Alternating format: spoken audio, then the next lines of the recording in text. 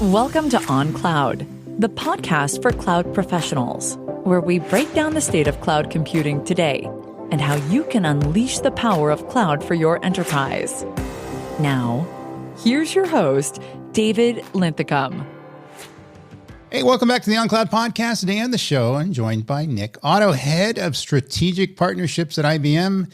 And Nick, welcome to the show. Thanks, Dave. Excited to be here. You know, someone who's on the outside looking into IBM, I just see a lot of changes going on, a lot of movement, a lot of stuff coming out of IBM at a rate I haven't seen in a long period of time. So what are you doing in that mix of thing that's going on, and what is changing in IBM that most excites you right now? Yeah, no, I think you're spot on. I mean, the amount of change and the pace of change at IBM as well as across the enterprise right now is just incredibly exciting. So I've been at IBM for about 20 years, spent time in our consulting business, spent time in corporate strategy, been in software, hardware, pretty much every part of the business. And I think right now, sitting in an ecosystem, as you said, leading our strategic partners, which are some of our largest technology partners that we have across the company, the rate and pace of change is incredibly exciting. And it's really all directed at trying to help our clients transform faster. And I think that's really the forcing function right now is just how do we accelerate transformation at our customers, and how do we keep up and in some cases, hopefully leapfrog that speed and bring them transformation faster than they can even accept it. So what are you doing personally at IBM to kind of make that happen? What's a day in the life of Nick like? So working across our strategic partners, we've got 7 strategic partners today in my portfolio. From my point of view, it's how do we partner even closer with those technology leaders, with IBM technology, IBM services, IBM capabilities, and look at client needs and figure out how we can wire those capabilities up together to help our clients transform faster. That includes services, relationships across the board. Taking those capabilities and figuring out are there patterns where we can help accelerate transformation is really my day-to-day working across those different technology partners. Yeah, we seem to, as an industry, be moving to this ubiquitous computing, kind of model. And I wrote about this in my book, but everybody else is kind of jumping on the bandwagon here. We're not getting to a single platform that's going to be the answer to solve all of the problems, but it's going to be a hybrid solution, the ability to leverage on-premise systems, edge computing, generative AI-based systems, public cloud-based systems, all these sorts of things in whatever bespoke configuration that we need to apply directly to the business. And so that gets into the kind of the notion of an ecosystem as part of a hybrid cloud. Tell us a bit about that and what's new at IBM in terms of promoting an ecosystem. How are you guys approaching hybrid cloud computing, and what is the future taking us right now? Yeah, great question and really spot on. I think what's exciting around that entire notion is IBM's strategy has been consistent for really the last 4, almost 5 years now, with our 2 priorities to help clients transform being hybrid cloud and AI. I think this year has really been seeing the convergence of those 2 come together, which has been exciting. But I think to your point, what we're seeing and really where we're investing time and energy is really the doubling down on hybrid cloud. And I think if you were to rewind a few years back, there was probably a notion of hybrid cloud's kind of a good step along the way as you're transitioning everything to cloud native. And we've been pretty consistent around our narrative, exactly as you said, that we believe there's different types of compute for different types of needs. We believe there's different places you're going to want to store data on-prem, cloud, and the combination all in between. And we really want to work with our clients to make sure that they have an open, trusted approach to manage, like you said, that disparate infrastructure that's disparate by design. And that hybrid by design approach is really where we're continuing to take our clients today. Obviously, we started a lot of this mission with our Red Hat acquisition several years back now, but really you've just seen that continue with our technology offerings and services offerings to help clients land compute and keep compute where they want it, keep their data where it needs to belong, and then accelerate transformation all along the way with an open, trusted approach.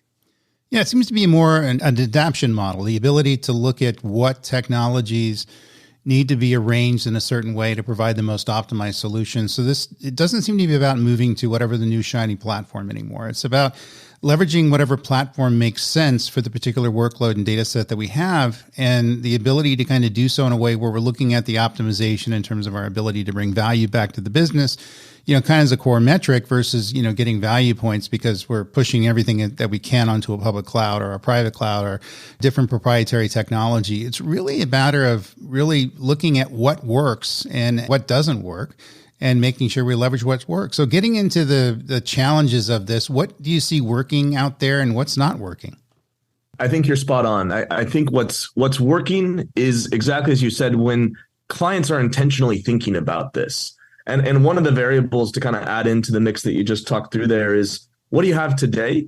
And how can I leverage what I have today to actually get to a transformed state faster? And taking into account all of the different criteria when I look across my hybrid cloud estate. And I think there's examples where you get to the edge where you have latency concerns, where a cloud solution would not provide the needs at the edge. You have security concerns all along the way. You have data residency concerns. In the new world of Gen AI and all the focus around Gen AI, you're going to want to be able to draw inferences across a wide set of data that might be on-prem, might be in multiple clouds. And I think what we're seeing as really a successful approach with our clients and partners today is when they do have a thoughtful, intentional approach around that, looking at what they have today, looking at the outcomes they're looking for, and then trying to figure out, how do I navigate my existing infrastructure, any new infrastructure changes that I might want to evolve towards, and get those insights as quickly, efficiently, and most productively as possible. I think where we have seen quite a few challenges, and this is on both sides, where we have clients who say, hey, I've got big on-prem data centers, I'm going to keep those. Or we've got clients that say, I'm going to shift everything to the cloud because we're on a cloud mandate to move everything to cloud native. And those kind of mandate-driven approaches, whatever direction they may be, is where we're seeing clients really struggle, where they get far more thoughtful and purposeful around where workloads should reside, and then design that into their future plan is where we're seeing the most success today. And from a technology perspective, we're right there with them, obviously, to support them with containerization needs, optimization needs, looking across that kind of disparate infrastructure. But those are two thoughts on each side. Yeah, it seems like if anybody has this all or nothing approach to architecture, and I ran into this a lot, certainly in the early days of cloud. So we're cloud only. Yeah. We're never going to do cloud. Now we're cloud native only, and we're not going to do anything else. That's always a recipe for disaster. It doesn't mean that we won't build something that won't work, but it won't return the maximized value back to the business, which really is the game that we're playing these days. In other words, everything works. I can put together a configuration of technology that will typically work and solve the problem, but in many instances, it'll solve the problem for 10 times as much money as something that can solve the problem for 10 times less money, and therefore return more value back to the business. And by the way, have something that's more optimized for the particular enterprise problem domain that I'm trying to solve. And it seems like that seems to be the game these days. Do people understand that? Do we know that we're going for a value metric versus going for just configuring technology for technology's sake? I think they're getting there. I definitely don't think that the full community has reached that point yet, but more and more. And I think a lot of this has come through, failed missions down whatever path they may have gone. And really this kind of return to, right to your point, like whatever transformation I'm going to drive has to drive value for my organization. Now, what's the infrastructure that I have and need to build underneath that to get to that value statement? And again, getting far more thoughtful and intentional around how am I going to approach that, as opposed to kind of the mandate-driven approach that we've both seen prior, is definitely happening. I think probably this year I've seen the most customers kind of reaching that point, whether it's through failed prior approaches or new leadership, or just the mandate to really focus on value from pretty much every company out there. There's a lot more lights turning on that's going to be the optimal approach. Yeah. And then also thinking of the optimal approach, you guys have made a tremendous investment into open technology, not just open source, but the ability to have technology that has more flexibility and agility than to other technology out there. What are some of the benefits of having an open approach, and why should enterprises look at that as a potential solution that's going to provide this optimization to value metric that we just talked about?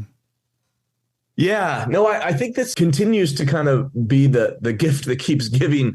The work that we do, from a hybrid cloud, multi-cloud, and open perspective, everything we've been talking about here and the churn and the change that continues in this space, as you look forward, I mean, certain new types of compute will come out, new cloud offerings will be released, new edge products will continue to come out, and kind of the only thing that I think we can be certain of is whatever the infrastructure is today will not be the infrastructure of the future. So as we're working with customers and helping clients transform, a huge focus for us is to help them optimize where they are today, but provide them the flexibility and the portability to adjust as the world adjusts with them to continue to drive that value over time. So the hybrid element is one, being able to move your workloads wherever that infrastructure changes over time. The open piece, I think, continues to be this space for innovation, allowing open communities to continue to drive value into our products and let that live in whatever infrastructure it may exist. And then, I think the other piece that we see consistently with both the hybrid and the open component is it builds an incredible layer of trust. If you're able to really think through the trust and security across these hybrid environments and allow yourself to evolve with the environments as they evolve, and doing that in a secure, trusted way, you're setting yourself up not just for success today, but success in the future. Yeah, and you have an active role and active participation in the improvements and the innovation of the platform. So speak to that for me. What are some of the innovations that are occurring in the open spaces right now that you guys are working on? And, what are some of the things we're likely to see in the few years coming up? Great question. We continue to see innovation happening back to the very first point at a pace that we've never seen before. The innovations that we're seeing most valuable for clients right now, of course, the hybrid cloud space that we've been talking, how do we really maximize that flexibility and portability over time to allow a client to provide this flexibility? A lot more innovation coming in that space. And then I think the other bucket where the vast majority of our investment and focus and where a lot of our clients are going as well is all around AI and automation. I think, we've kind of had the infrastructure dialogue around making sure you have that portability, flexibility, openness, trust, et cetera. But the number one application we're seeing clients want to figure out on top of that infrastructure is one, how do I get insights, better insights, faster insights? And then two, what do I do with those insights? So our automation platforms, the work that we're doing around open automation are all focused around leveraging those hybrid infrastructures to get insights faster and then make better decisions with them. And everything that we're doing across IBM software and, of course, our Red Hat community as well is taking open approaches to kind of make sure we get the best products in the fastest way into the hands of our clients and partners. Yeah, great response. And I think coming up, we have a tremendous amount of generative AI technology that's in the pipeline, certainly for my clients and the industry in general. And everybody is looking for a strategy around this technology. So if we talk about hybrid cloud computing and a hybrid cloud strategy, how do we combine that with a generative AI strategy, and where did they come together, and how do enterprises kind of put this together to, again, maximize the value and maximize what enterprises can accomplish? Yeah, I think, as I mentioned earlier, like this convergence of hybrid cloud and AI, I think many could have predicted it, but the speed at which it's happened this year is at a rate and pace that I had not predicted. When we're talking to clients today, everyone is looking on kind of developing what their generative AI strategy is, but they want to do it faster than ever before. They want to do it on built on a foundation of trust. They want to do it at the optimal price point. And as we kind of look across all those pieces that are kind of similar to our overall hybrid cloud dialogue earlier, there's an approach that says, get all of the data that you could possibly glean insights from, dump that into a cloud, and then let's start running big models and seeing what we can learn from that. Many companies are taking that approach. And I think what we're quickly learning is that's too expensive, that takes too much time, and that's not taking optimal advantage of kind of your current estate and your current infrastructure. So what we're seeing a lot of our clients do is really look at a hybrid approach to how they want to drive generative AI. They have multiple clouds that they're going to keep their data in, have compute capabilities and multiple models from a foundation model perspective that's going to fall across various clouds. They're going to have on-prem data to meet, cost, performance, latency concerns, and they're not going to want to move that data, maybe for security reasons or data residency reasons. And what we are finding is a client wants to be able to take all of those capabilities, insights across the board, across all of the different places that may reside from a hybrid cloud perspective, and then pull it together to drive optimal insights. And that's really been our approach around generative AI, is multi-model, hybrid. We, of course, have our own models, which we've launched, but working with a lot of our partners, back to that open dialogue, very closely with the hyperscalers, very closely with everyone in this space to make sure that we can pull together all of the various insights coming from, again, the very disparate community of insights. And how do I pull that together? How do I tune it? How do I make sure I have governance around it? How do I make sure that I can glean the insights wherever the data was residing? And then back to the initial point, drive better outcomes and drive value for my organization, which is where a lot of the automation discussion comes in as well. Yeah, what I love about this is we're keeping our architectural options open. In other words, we're not closing anything off. It's not the ability to push it toward one platform or the other, push it to a public cloud or to an on-premise systems. The ability to utilize both, as it allows us to optimize in our solutions and our ability to kind of keep our options open as we move forward. And I think that's going to be key to making generative AI work. Absolutely going to be very expensive. We can't throw everything into a single model and expect us to have some sort of value proposition that comes back from that configuration. You have to understand that this is going to be the it depends thing, and the different ways in which we use it for the different use cases, different patterns of leveraging data is going to change a lot. And we have to look at the use cases and figure out the most optimized solution to make that happen. And again, keeping our options open. And I think open approaches, hybrid cloud computing, those are exactly the strategies that I think enterprises have to keep in the back of their mind. So what tips do you have for companies that want to start down this path? When I step back and just, I think we've all learned a tremendous amount in 2023. When I kind of think through key lessons that I've seen being the most valuable to date, and again, just like infrastructure evolution or Gen AI evolution, learnings are continually evolving as well. I think the three kind of points that would pop out to me is one, back to the dialogue we were just on. One Gen AI solution will not rule them all. And that continues to be reinforced with clients that I work with. And that's why we work very closely with a long list of partners in this space, including many of the partners that I have in my portfolio. And I think that just goes back to the fact that I think the future of AI will continue to be shaped by an open community with partnering across the board. And kind of building upon that, I think when I look at the power of partnering in general, and this is specific to AI, but it goes far beyond. I think we're all seeing that we're working in an environment today, in a market today, where no one on their own is successful.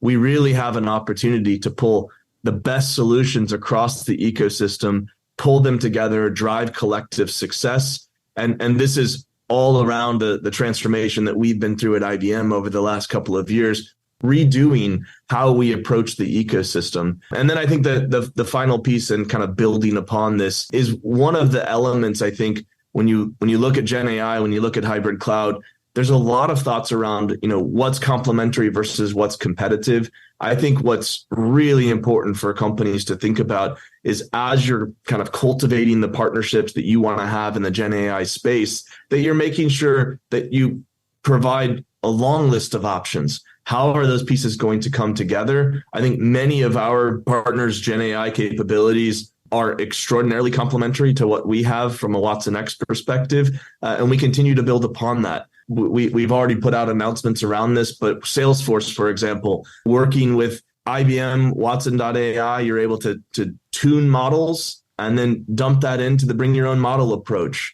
AWS, we launched our Watson X capabilities the same day we launched them on IBM infrastructure on the AWS environments as well. And so that openness and I think that flexibility is going to continue to be incredibly important as we move forward. And that gets to my last point. I guess there was more than three. I really think it's important that everyone realizes, and I think this has been a huge learning. We have seen an incredible sprint around generative AI. Everyone getting, board direction that we need a Gen AI strategy. We need to do something with Gen AI fast. I think what I'm seeing is generative AI will not be a sprint. We need to continue to work with customers to get them the insights that they want faster than they've ever gotten before, but ensure that we're doing that in a way that's scalable, sustainable, and able to evolve over time, which just hopefully reinforces the fact of why the entire ecosystem is going to be so important. And exactly as you said, a singular approach will not be the right approach. Yeah, I think in many instances, it's going to be the single technology decision that enterprises are going to make in the near future. They're going to make or break the company, and people have to consider it that way. And so in other words, if you're going to be disrupted or become a disruptor, that's really something that's going to be determined, I think, within the next 2 to 5 years within your particular industry. And your ability to weaponize this technology is something that's going to take your business to the next level, requires a strategy, and also requires flexibility on the back end systems. This is what I love about what you're saying is we're not pushing everybody to a single solution pattern or a single platform. We're pushing everybody to a flexible platform that's able to adapt to the exact requirements that they need. So where can we find more about yourself, your technology, your company on the web? Yeah, absolutely. And perfectly said, by the way. You summarized that far better than I was able to. So lots of information, lots of announcements coming in this space from us over the coming weeks and months here and into 2024. We have great information available on our website. And then in terms of me, I think LinkedIn's usually the best place to find me, and look forward to connecting. I work closely with the Alliance team, and I love keeping up with you guys. And it's some great progress that you made over the last few years. So keep up the good work. So if you enjoyed this podcast, make sure to like us, rate us, and subscribe. You can also check out our past episodes, including those hosted by my good friend Mike Cavas. Find out more at DeloitteCloudPodcast.com. All one word. If you'd like to contact me directly, you can email me at dlinthicum, LINTHICUM @Deloitte.com. So until next time, best of luck with your cloud journey and stay safe. Cheers, guys. Bye. Thank you for listening to On Cloud for Cloud Professionals with David Linthicum. Connect with David on Twitter and LinkedIn. And visit the Deloitte on Cloud blog at Deloitte.com/US/Deloitte-on-cloud-blog. Be sure to rate and review the show on your favorite podcast app. This podcast is produced by Deloitte. The views and opinions expressed by podcast speakers and guests are solely their own and do not reflect the opinions of Deloitte. This podcast provides general information only and is not intended to constitute advice or services of any kind. For additional information about Deloitte, go to Deloitte.com/about.